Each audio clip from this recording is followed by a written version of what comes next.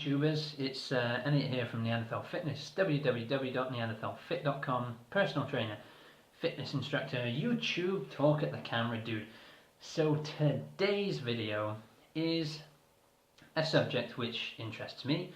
It's a subject I've wanted to touch on this channel for a while, and because I suck at it, I haven't really done anything about it, but do you know what? I figure it can be a bit of a series. As I improve and learn, I can teach you guys, and please comment down below if you know any of the answers to the questions I'm going to pose in this video. So, I'm a very stiff and inflexible person. I didn't get into fitness until my late teenage years, and as a result, spent most of my youth sat in front of a computer. I can't touch my toes. And you know, I can't do the splits, because I can't touch my toes, I can't really do yoga, because yoga often involves forward bends. Yoga obviously is a great thing to build flexibility, I'm told, but if you can't do 90% of the moves because you have to do a forward bend in between to be able to touch the floor, it's pretty hard to, you know, get involved, because you're not doing it right, and if you're not doing it right, you're not getting the benefits. So, kind of this is a universal question, a question I want to put out there, because I was trying to figure out, you know, I've done the try and touch my toes every day and see if I get a little bit closer, and it's not really worked. And you guys have heard me speak about a guy called Ido Portal before, like this movement expert he calls himself, and he seems to pass on superpowers to those he trains. He makes stiff, inflexible people doing the side splits within like 3 to 6 months. Amazing stuff, and when I have the money set aside, I will definitely be investing in his online course, if not going to one of his seminars, or one of his like movement camps that he does.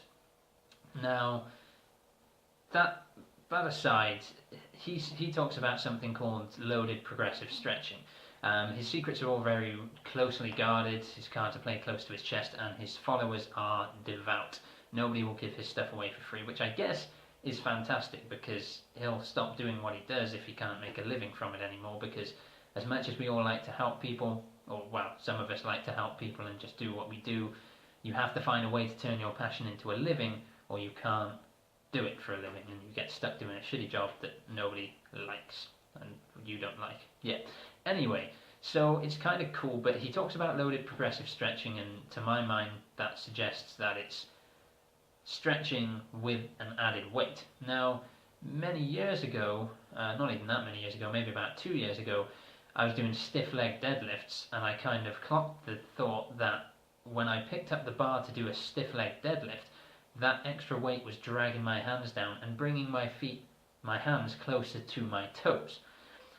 So I kind of thought about playing with that at the time, like how about I load myself up with weights, and it's kind of like one of those medieval torture things. They put you on a rack and stretch you out, and that, you know, is stretching you. However, more recently, last night I had an epiphany. I was trying to figure out, okay, why can't I touch my toes? Now, the reason I was curious, most people just think tight hamstrings. That's what most people go for immediately.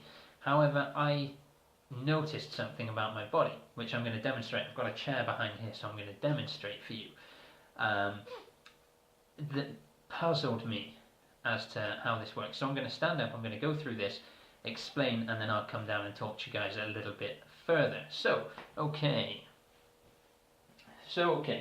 I'll stand a bit further away from the camera so you can see. Back of my leg, this is where your hamstring runs, right? Take my wallet out of there so I've got a bit more flexibility. So, your hamstring goes into your lower leg and up into your hip, and it runs down the back of your upper leg, and it is responsible for this movement. So the leg curl machine in the gym works it, and the big hamstring builder is of course the deadlift. Now, when you sit down, this is what puzzles me, right? I'll show you first me trying to touch my toes. So I'll hold my t-shirt up so you can see my hip bone is here, right, hip bone here. So I'll bend forward to try and touch my toes, keeping my legs straight, feet together, standard forward bend, and that's as low as I can get. Unfortunately, you can't see my hands, but you can see it's pretty much just below my knees. That is as low as I can get, and if you look at my hip bone, it's still like mainly in the upward position. So the reason I can't touch my toes is not because my hamstrings are tight, but it's because my hips won't bend over. So your hips are made of two separate segments that kind of move like this. So the idea is the movement called a hip hinge, which a deadlift is based on, is, as the name suggests, you're hinging from the hips, which you should do in a forward bend. See, my lower back arches. My lower back should be straight because my hips should be opening up and coming this way, meaning it's much less of a stretch for you to get there. However, when I sit down, and I kind of realise this because I can do a squat fantastically, a squat and a deadlift I don't struggle with. When I sit down, my leg is facing this way and my hip is facing this way. So it's as if I'm in a forward bend. So as soon as I bend my knee, so as soon as my hamstrings are flexed, my hamstrings are tight at this point, have in mind, because they shorten as they contract, as they flex. And obviously I'm flexing my knee, it's contracting my hamstring, that's the muscle that pulls it back. The quads don't push, muscles can only pull. So if I straighten my leg, it's my quads contracting. If I bend it, it's my hamstring. So my hamstring is now in a tighter position. However, my hips shoot up. So I've got that angle as if I'm doing a forward bend. And I can do that in a squat or a deadlift. So as soon as my knees are bent, my hips, the mobility opens up. But then if I try and like glue my upper body to my legs and then straighten my legs, so I've already got the hip movement, that's as straight as my legs will go. So when my legs are straight, my hips won't bend. Now, this puzzles me because most people just imagine that it's a tight hamstring is the reason that you're having mobility issues with things like the forward bend. That's clearly not the case because when my hamstrings are tighter, I can do it. It leads me to believe it's something to do with strength as opposed to flexibility. Well, it is flexibility, but strength as opposed to length or stretchiness of the muscle. And it really got me thinking about what exactly causes mobility or flexibility. It's not the length of the muscle. It's clearly not the length of the muscle because I can complete that movement when my hamstrings are at their shortest, but not when they're at their longest. Surely, at the longest point, they should find it easier because they don't have to stretch as far, right?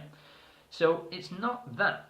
It's almost as if it's like a fail-safe in the body. It's my body saying, we don't want you to do that because maybe there's some weakness in the kinetic chain. There's something that I could injure myself going into that movement, potentially, is my train of thought. But I don't know. So I want to do a lot of research into this. Try and find the most effective way to get to that forward bend. I want to be able to touch my toes. Not just touch my toes, but like put my backs of my hands flat on the floor, like full-on yogi pro stretchiness. So I'm going to do some research and I'm going to do some experiments and find out what works best for me. I'm not going to worry about any other stretching at the moment. Like, I'll do the occasional stretch, but in general, I'm not going to try and do a full routine because until I know the most effective way to stretch, I don't really see the point. I'm going to learn to touch my toes and then I'm going to show you guys how I did it. But please, if any of you guys have any knowledge on this, please comment down below and let me know. As I say, I think now my brain is whirring away and it's suggesting that flexibility is more an advent of strength than it is of inherent stretchiness or length of the muscle. And that could be wrong, but that's my train of thought. So thanks for watching, guys. That's the video. Comment down below with any comments you have. Like if you like what you saw, subscribe if you want to see me ever touch my toes, and of course I'm doing videos every day all this month. So peace out, guys, and I'll see you in the next video.